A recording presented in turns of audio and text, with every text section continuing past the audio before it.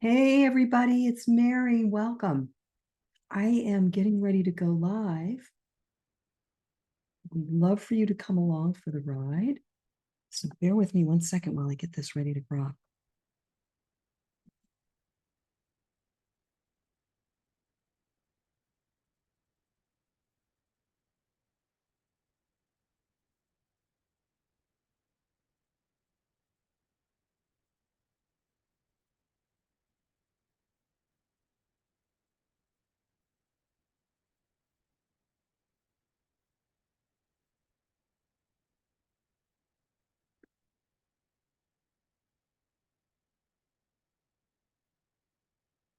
Almost there. All this connectivity that has to happen. Okay, here we go.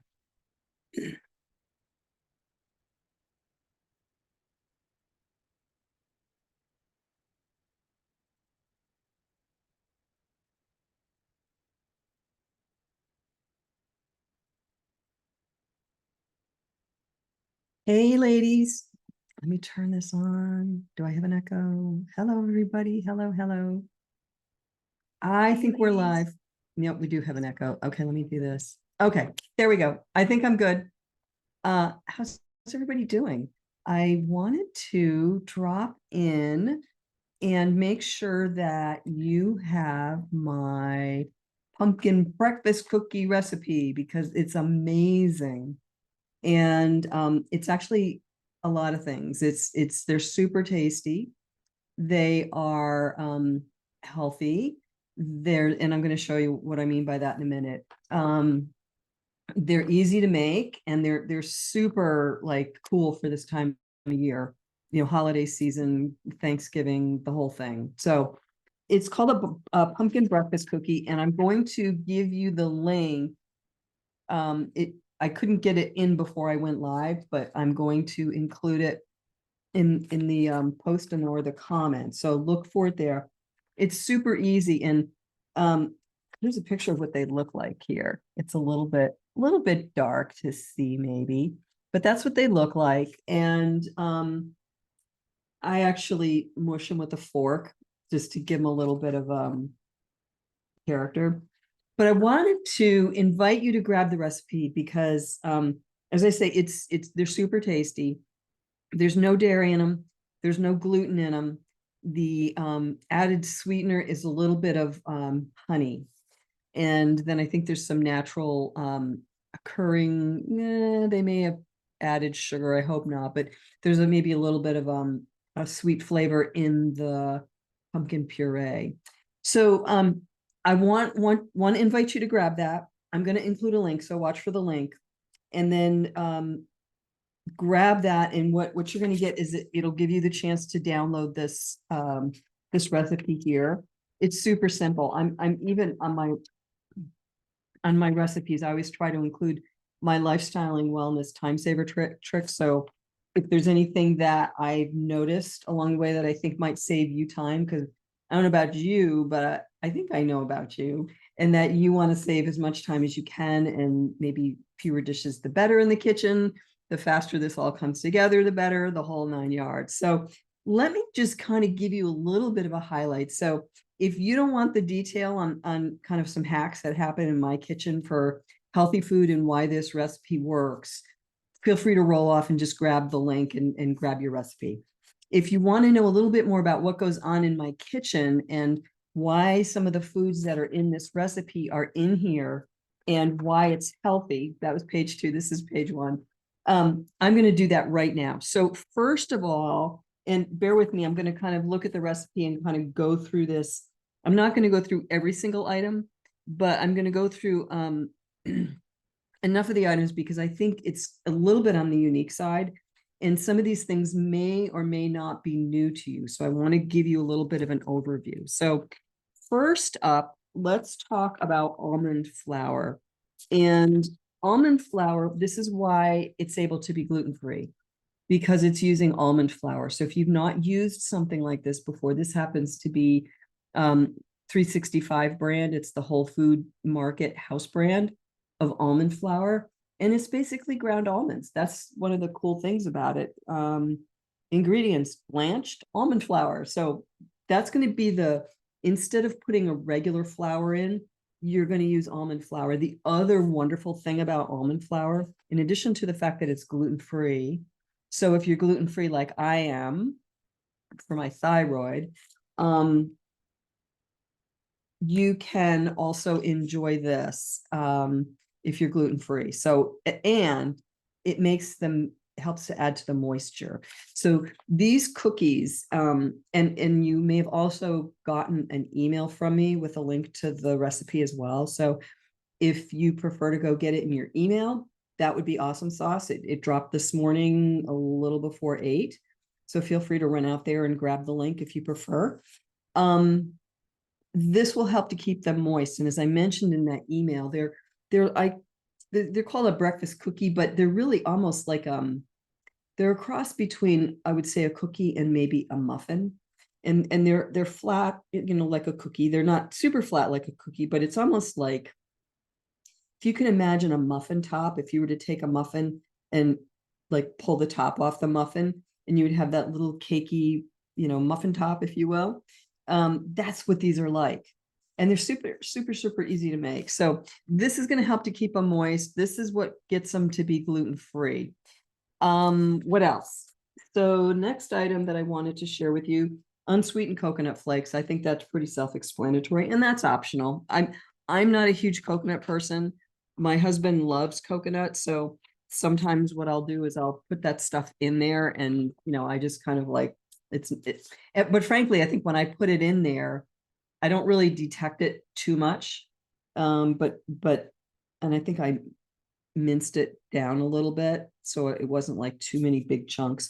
Your call. Decide what works for you and your family. That piece is optional. Now, here's what's important. Pumpkin pie spice, which is obviously you can get that grocery store. Cinnamon. I want to share with you a little hack about cinnamon, because not all cinnamons are created equal. If you're going to go out to the store and buy cinnamon, look for Ceylon cinnamon. Ceylon cinnamon will be marked as Ceylon cinnamon, and so it's different than regular run-of-the-mill cinnamon. A lot of run-of-the-mill cinnamon is got fillers and stuff in it. Believe it or not, I was horrified when I learned that. This stuff is more pure. It's going to be more expensive because you're not buying filler, right? So you're getting more of the pure stuff, and it makes a difference in terms of the taste. It also, from what I understand, and Ceylon cinnamon helps a little bit with weight loss. So it helps to kind of fire up the metabolism a little bit. So Ceylon cinnamon is what you want. Okay. Now, next item that I wanted to share with you, there's a little nutmeg, a little baking soda. Those are obvious. Chia seeds. If you're new to chias, this is what the bag is going to look like. You can, buy whatever brand you would like. I do recommend getting an organic because you're going to consume this in its entirety. These are, can you hear the noise? So these are little seeds, and I meant to bring in a spoon or something to show you. But see if you can see in the bag there. See how they're little seeds in there. So what you're going to do with these, by the way, are considered a superfood. They're really great for energy and fiber. They just do really cool things in your gut in terms of helping to clean the gut out. And what you're going to do in the recipe here, there's going to be a recipe. There's going to be a step for creating a chia gel, because these are dry, as you can tell. Okay. And so I'm going to give you the really super, super easy step. You're going to take 1 tablespoon of chia seeds and a cup of water, and you're just going to let them sit for 10 minutes. And that's going to give you chia gel. And then that whole mess gets poured in with the almond flour. This is also part of what's going to make them so moist, because you're putting that whole chia gel in. It's kind of, believe it or not, chia gel is often used to replace eggs in recipes. So in those of you that are bakers, you might be saying, well, I don't believe this is going to work. Where's the egg? Where's the milk? This is cleaned up. This is health coach approved. So I'm showing you how to do some hacks that are going to up level the the nutritional density and give you some really cool superfoods in there. So these really function like as a snack, or even, like that's why the breakfast cookie, it's kind of like instead of a muffin, you could do a couple of the cookies. So that's the chia seed. The next item I wanted to share with you is there's pureed pumpkin that's in there, because of course they're called breakfast pumpkin breakfast cookies, right? So here's a brand that I'm going to be using. I'm going to be making this season as well. And this is organic pumpkin puree. So here's the thing I want you to watch for carefully, all right? And listen really carefully to what I'm going to tell you right now, because you want to find pumpkin puree in the store, okay? You don't want pumpkin pie filling, you want the pumpkin puree. The reason for that is there's nothing else added to it. It's just pumpkin puree. And on the back, you'll find a recipe if you want to do pumpkin pie. But if you buy pumpkin pie filling and add in some of the spices I'm telling you about, it's going to be overspiced. The other thing is pumpkin pie filling may have some stuff in it, like sweeteners and junk that we don't want to add, okay? So just buy the straight ahead pumpkin puree. Watch really carefully in the stores, because they put them right next to each other. And, if you ask, where's the pumpkin puree? They're going to go there. And you're going to pick it up and you're going to come home with pumpkin pie filling and you're going to be like, oh, shoot. So heads up and really watch for that, okay? This is going to add moisture. This is going to add fiber. It's going to add a ton of flavor, and it's going to be obviously what gives it that pumpkin pie taste. The next thing we have here is we've got some vanilla, which is pretty standard. But if you haven't bought vanilla and you're going to buy vanilla, please buy something good. Buy an organic, buy good quality. This is again 365, which is Whole Food Market's house brand.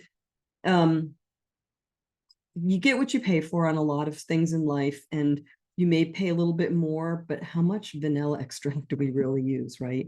So get a good quality vanilla extract so it's not going to have a bunch of junk in it. And this happens to be in glass, and it's in a dark brown container to kind of keep the light out. And I keep it in a cabinet anyway, so it stays dark and out of light and heat and stuff. But anyway, I wanted to give you my 2 cents on spices. Next up is honey. Now, here's the thing. My private coaching clients and my group clients know that honey is something that is often it's not really honey. Honey, it's counterfeit. I was trying to figure out what's the word I'm trying to say. Honey is often counterfeited, meaning that a lot of times when you find honey in the stores, it might be an import that, believe it or not, this is gross, but it's not honey in there at all. I don't know how they get away with doing this, but it seems to me somebody ought to be getting a hold of these people that are doing this. But there's not honey in there at all, or there's very little honey. And then they color it and they thicken it and they put all kinds of crap in there. So you think you're eating honey, you're not. So what I would recommend that you do to get real honey, again, you're going to pay more. You can almost know you're going to get real honey when you look at the price. You're going to be like, oh my. But we're not using cups of this stuff. We're going to use a quarter cup is all in this full recipe. And this recipe is going to make like 20 cookies, depending on the size of how your cookies are. So what am I going to recommend? Go to your store or your farmer's market, or find a local beekeeper and buy their honey. This happens to be raw honey. Raw honey will work as well. You don't have to have raw honey, but if you get raw honey, that's even better. This happens to be a local brand of honey from my area. And one of the other ways you'll know that if you're buying it in the store, not from the beekeeper directly, look for where it's from. I'm in the Indianapolis, Indiana area. And so this is a local apiary, I think they call that. So go to the store and look for the local honey. Don't look for something from a big brand or whatever. You want the little guy honey, or go to the beekeeper, go to farmer's market and find somebody who's the the actual beekeeper perhaps. And as I say, you'll also know because you're going to pay, it'll be more money. I don't know, there's no price on this. I don't know what we paid for this. And oftentimes they even have a smaller one. So if you don't use a lot of honey at your house, although if you hang around with me, you'll probably use a little more than you have, but you're only going to need a quarter of a cup in this recipe. So you don't need a big jar. My husband's a little partial to honey as a sweetener. So he'll put this in his tea and stuff at certain times of the year. So we wound up with a big one, but it's probably going to last us a long time. Okay, next up, what else we got here? The other thing, you can also use a little bit of maple syrup in here instead of honey if you prefer, but just make sure that it's the real deal. Again, same thing with honey. Maple syrup is often counterfeit. So, Aunt Jemima, out of here. Don't let that into your pantry. Any of those, I don't even know what the brands are anymore because I don't buy that stuff, but find somebody, if you're in the New England area where I'm from, there's a lot of sugar houses that are making their own maple syrup. That is the best. That's where I get mine from. I have a connection through family that keeps me in actual real live maple syrup. And so same thing with the honey, vet it in, make sure you're kind of getting it from a known source.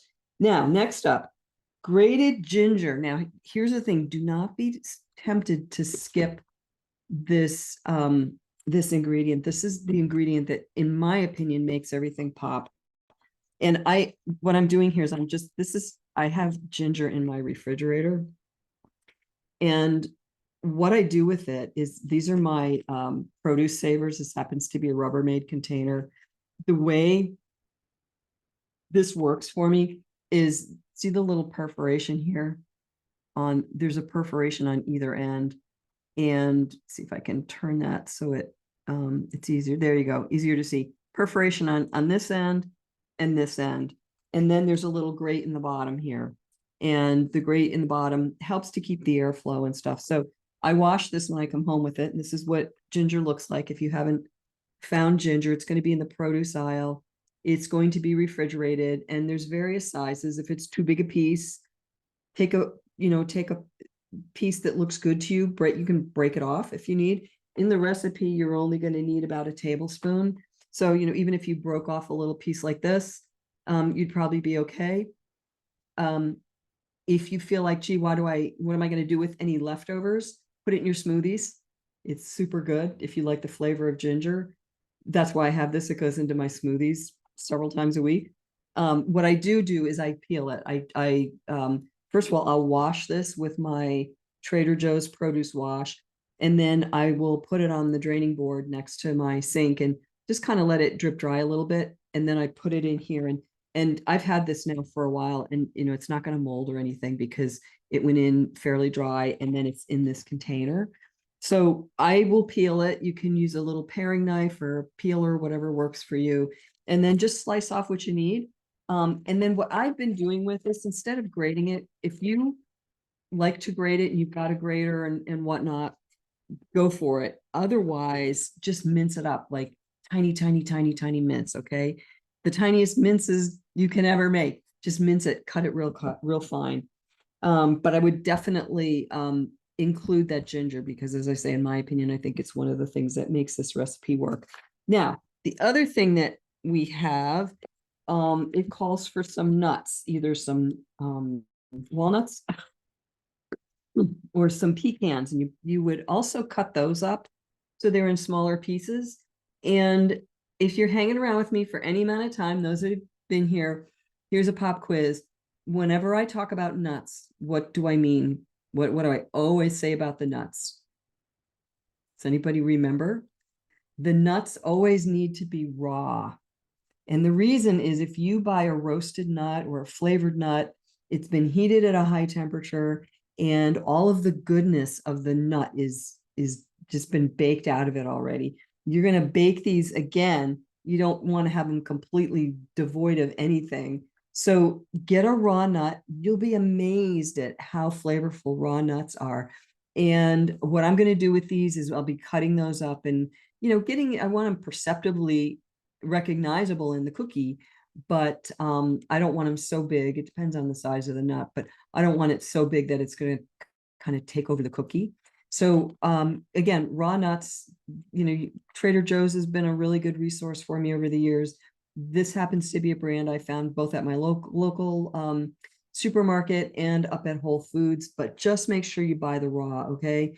When you get into the store, you may also, again, like with the pumpkin stuff, you may find them right next to each other. So get really, really good at reading the labels. It's one of the things that once you kind of get into this arena here, you have to really watch what you're picking up, because next thing you know, you'll come home, you'll be like, that's not what I meant to get. They'll be mixed up on the shelf together. So really watch carefully.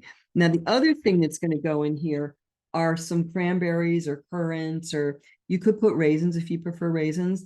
But I think with the holiday, the Thanksgiving holiday, and even you could work for Halloween, or leading into the holidays in general.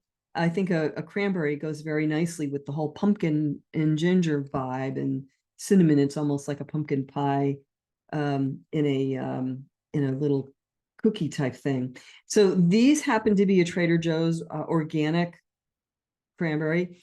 And one of the things I was delighted with maybe over the last couple of years, I haven't been in there in a while because I kind of load up and then I don't go back, but no sugar added. And a lot of times with dried fruits and cranberry and that kind of stuff, they'll coat it in maybe a very fine sugar, almost to the point where you may not perceive it. But if you flip the label over and look at the sugars, it'll say added sugars. And on this label, I'm going to look at the back here, and there is some naturally occurring sugar in here. It says total sugars 2 grams. Now that's for the quarter cup serving, but it says includes 0 added sugars. So that's pretty cool. So we're not getting some sneaky sugar coming into our recipe, and just like, and oftentimes that could be junky sugar too. And that's a story for my sugar workshop, which I think we're going to do a sugar workshop soon. I'm been feeling it. So anyway, dried cranberries go in there. I chop these up a little bit, and that way they're more friendly to play with cookie size. And then I put those in. So I think I've gone through. Oh no, I've got one more thing. How did I miss this? I skipped over this. Okay. The other wet ingredient. So those of you that are saying, where's the milk? Where's the eggs? I got you. All right. This is the other ingredient that's in there. All right. And this is going to be some almond butter. And you're going to be putting in about a half cup of almond butter into the recipe. Now, this stuff, I'm in a dark place with my nut butters lately. So I generally like raw almond butter because it's not been cooked off, and I buy more of the small batch kind of stuff, get creamy nut butter unless you want chunks of peanuts in there, or nuts. And this is not raw, so I'm not especially happy about that. But here's where the dark spot has been coming in. It is glass.